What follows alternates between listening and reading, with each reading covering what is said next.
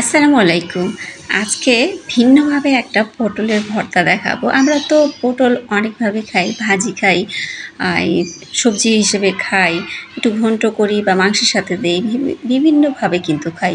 আজকে কিন্তু একটু ভিন্নভাবে আপনাদেরকে ভর্তাটা করে দেখাবো। আর এই ভর্তাটা করতে আপনার পরিশ্রমটাও খুব কম হয়ে যাবে। আমি এইভাবে পটলগুলো একটু খোসাগুলো ছাড়িয়ে নিচ্ছি, আর কিছু কিছু খোসা রেখে দিচ্ছি একটু ডিজাইন দেখার জন্য, যাতে ভালো দেখা যায়।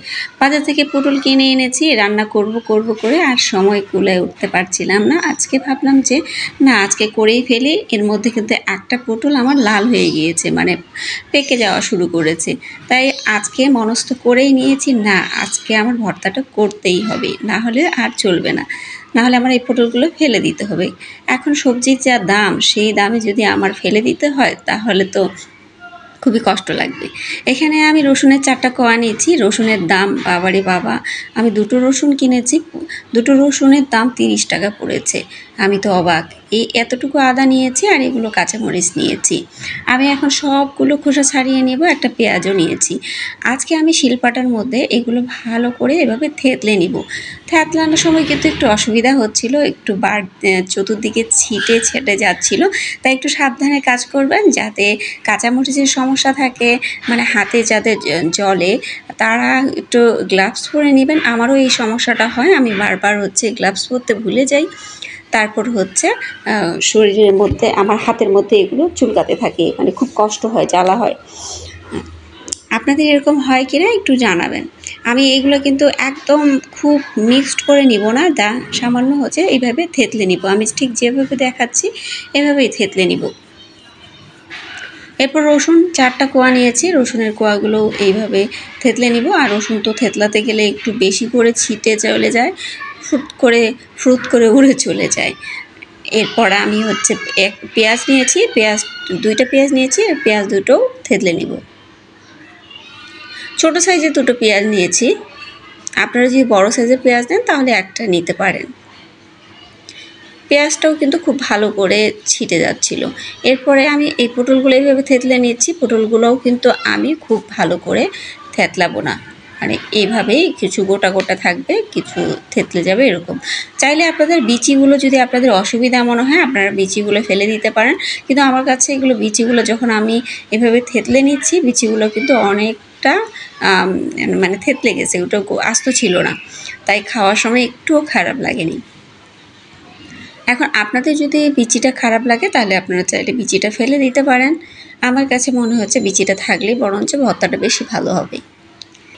এইভাবে আমি ধীরে ধীরে সবগুলো পটলও থেতলে নিলাম। এরপরে কিন্তু আমার চলে যাব আমি কিন্তু মূল রান্নাতে।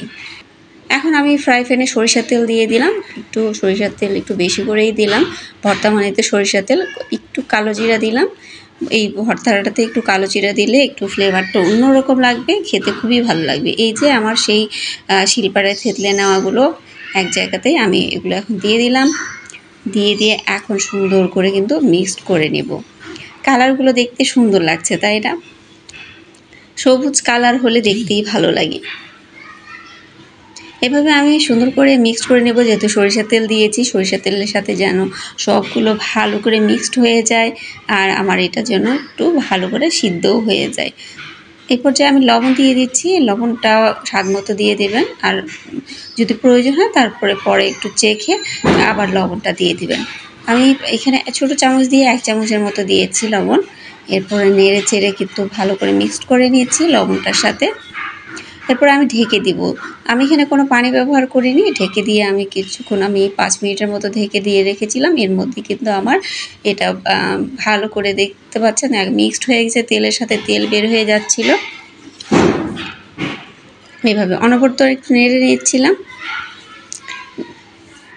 যেহেতু আমার একটু এখানে পানি ব্যবহার করি, তাই একটু লেগে যাওয়ার ভয় ছিল, তাই আমি ভালো করে নেড়ে চেড়ে নিলাম।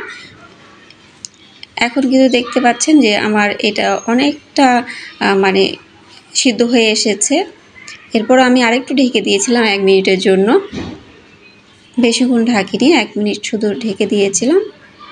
এখন আবারও নেড়ে চেড়ে নেব। একটু ভাজতে হবে, মানে ভেজে এটাকে ভর্তা বানিয়ে নিতে হবে।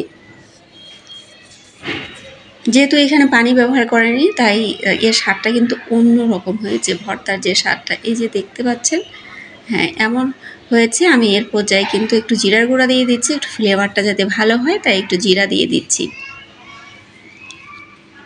চাইলে আপনার শুরুতে আস্ত জিরাও দিতে পারেন, আস্ত জিরা দিতেও ভালো লাগবে খেতে। এখন কিন্তু নেড়ে চেড়ে আমার কিন্তু মানে এই ভর্তাটা কিন্তু শেষের পর্যায়ে মানে হয়ে গিয়েছে প্রায়। কেমন লেগেছে আমার এই নতুন আইটেমের মানে ইউনিক একটা ভর্তার রেসিপি? যদি ভালো লেগে থাকে তাহলে কমেন্ট করে জানাবেন, খারাপ লাগলে সেটাও কমেন্ট করে জানাবেন। আর এতক্ষণ ধরে যারা আমার ভিডিওটা দেখেছেন তাদেরকে অসংখ্য ধন্যবাদ। যদি আমার ভিডিওটি ভালো লেগে থাকে, আমার রেসিপি যদি দেখতে চান তাহলে সাবস্ক্রাইব করে পাশে থাকবেন। আর ফেসবুক থেকে যারা দেখছেন তারা ফলো দিয়ে পাশে থাকবেন। ধন্যবাদ সবাইকে, ভালো থাকবেন। নতুন আরেকটা রেসিপি নিয়ে হাজির হব, সে পর্যন্ত আল্লাহ হাফেজ।